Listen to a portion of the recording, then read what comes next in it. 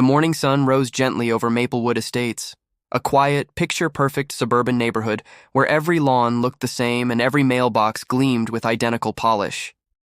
But beneath that calm surface, something darker was brewing.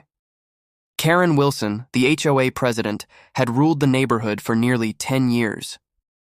She wasn't elected anymore. She was feared. Her word was law. A flower bed 2 inches too high? Fine.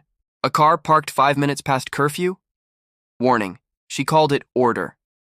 Everyone else called it control. Across the street lived Tyler and his mother, Mrs. Jenkins. Simple people, quiet, kind, and struggling to make ends meet after Tyler's father passed away. Tyler, a 17-year-old boy, often helped his mother with her small online baking business. To earn a bit of money, he also fixed his neighbors' lawns and fences.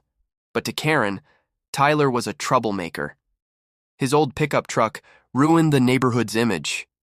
His small business sign violated HOA standards, and when he parked his truck on the street one night, just one night, she called the police. That morning, the whole neighborhood watched as Tyler was handcuffed and led away. His mother begged the officers, tears running down her face.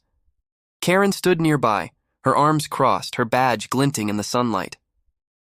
"This neighborhood has rules," she said coldly, and that was the day the entire community saw what power really looked like. Days passed. The news spread fast, not just through Maplewood but across the town. Videos surfaced online, Karen shouting at residents, threatening fines, calling tow trucks on families. The HOA office was flooded with complaints, but Karen didn't care. "I built this community," she told the local reporter. "They need me."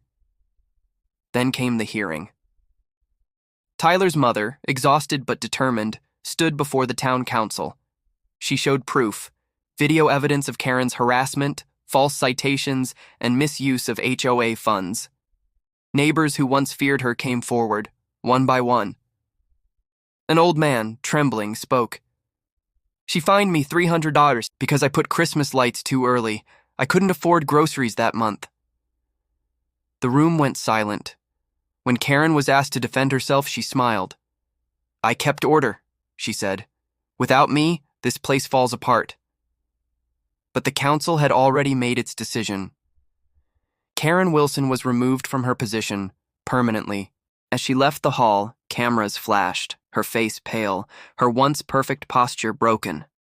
The community she ruled no longer looked at her with fear, only pity.